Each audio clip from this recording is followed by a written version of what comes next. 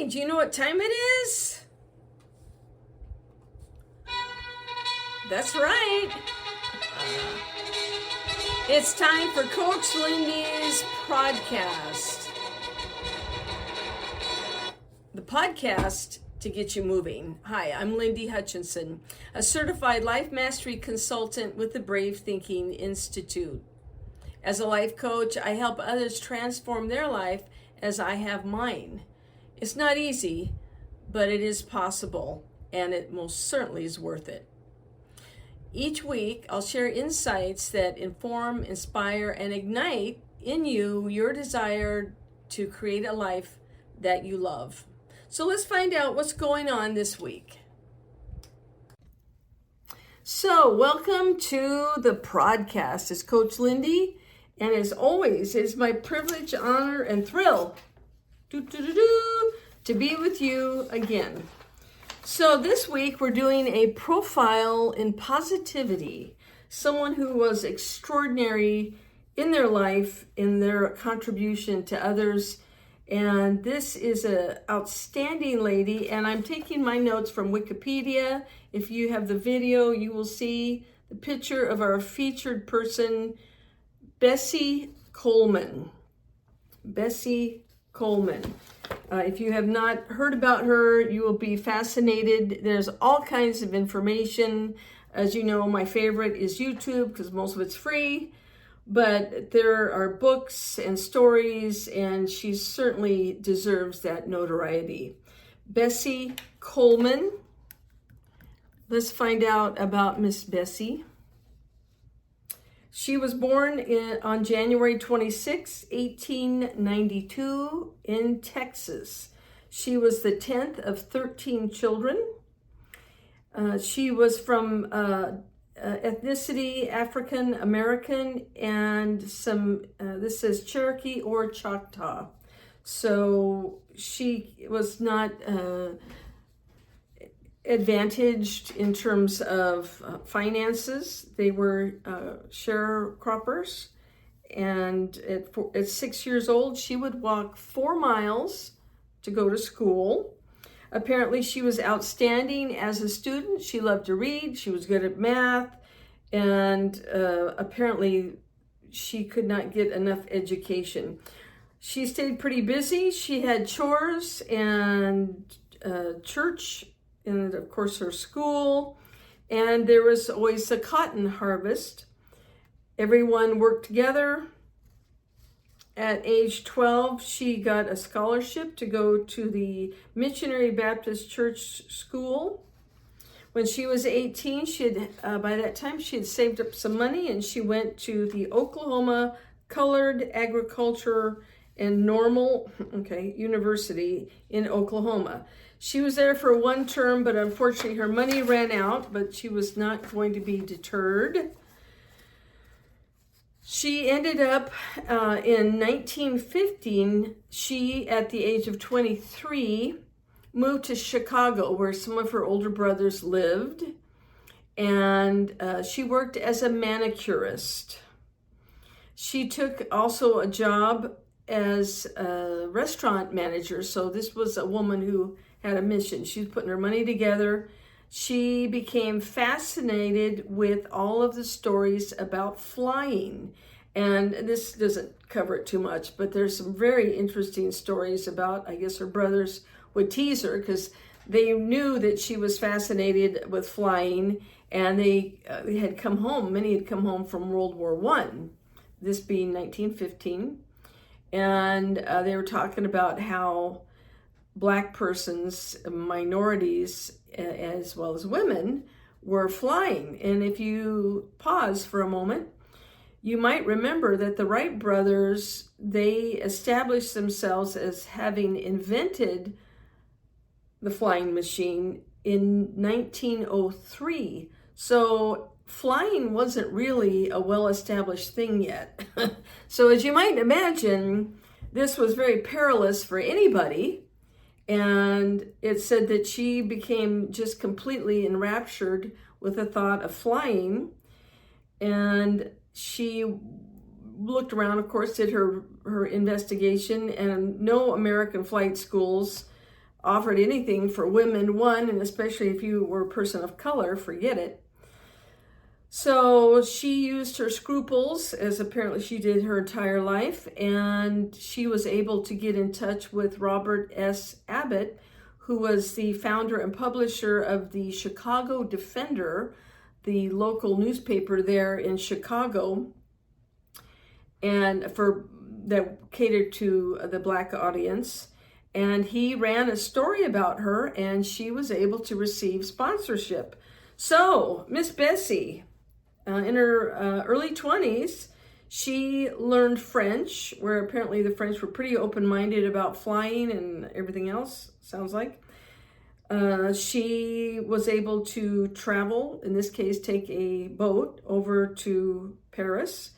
And she, in June 15th, 1921, was the first Black, first Native American, period, and woman, period, to get an aviation pilot's license.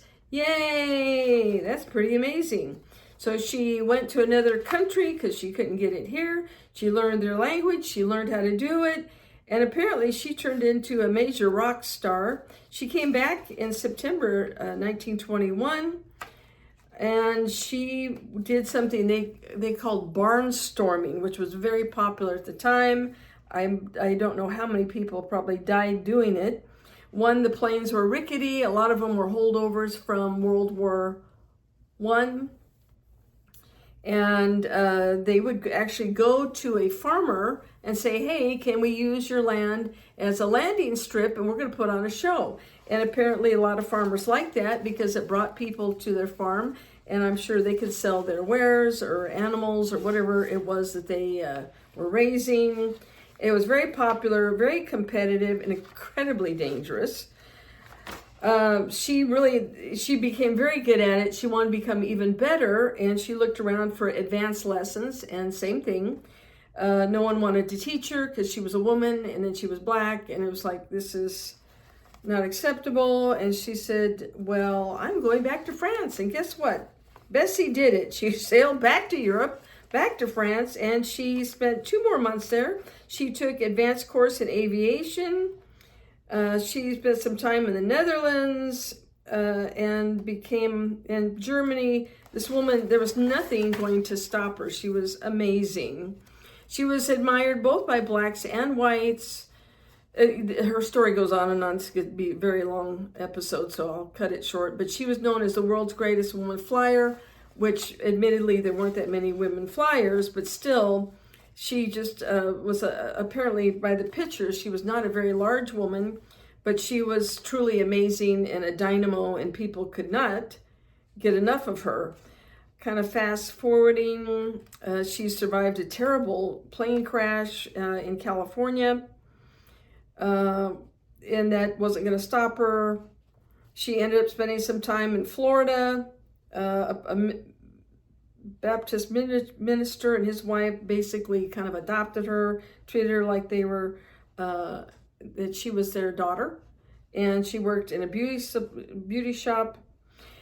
To show the integrity of this lady, as she was all over the media, she was very popular. She did this barnstorming, she did tricks. She would walk out on the wing of the plane up in the air, just crazy stuff. She was actually offered a feature role in a feature-length film called Shadow and Sunshine. It was financed by an African-American company. She was very excited because she thought this would be amazing publicity. But in the first scene, they wanted her to appear in tattered clothes and with a backpack, a walking stick and a simple pack. They wanted to make it look like she was kind of like an earth urchin. And she said, absolutely not. I'm not doing this. So yes, she would love to have the publicity, but she was not going to create a false image.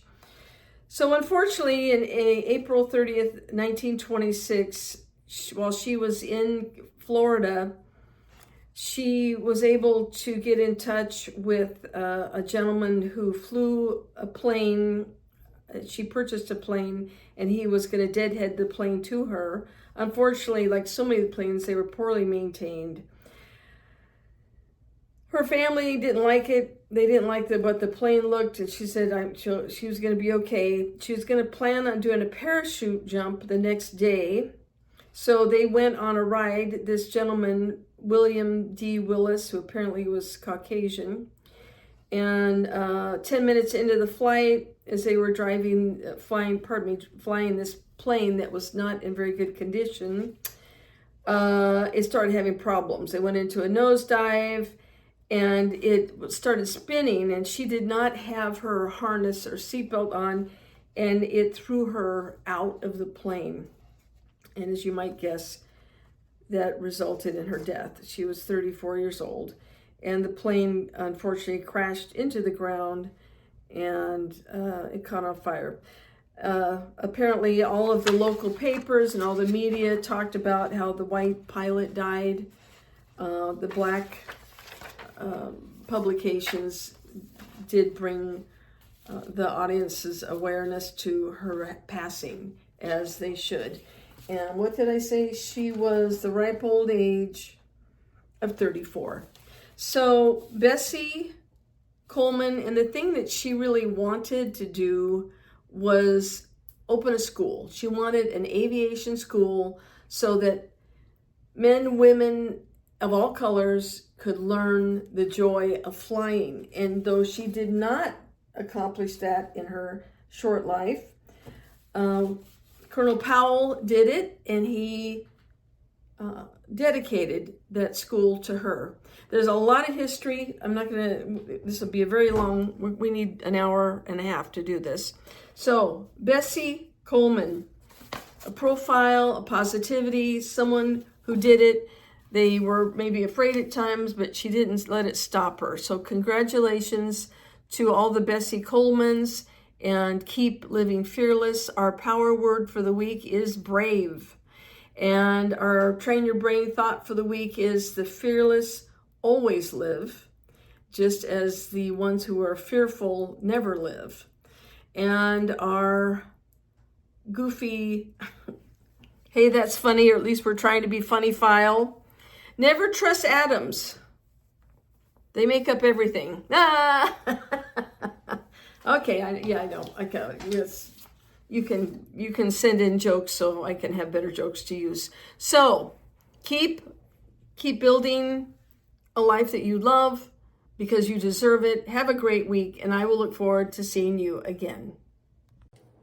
Hey, thanks for joining me this week. I look forward to being with you every week.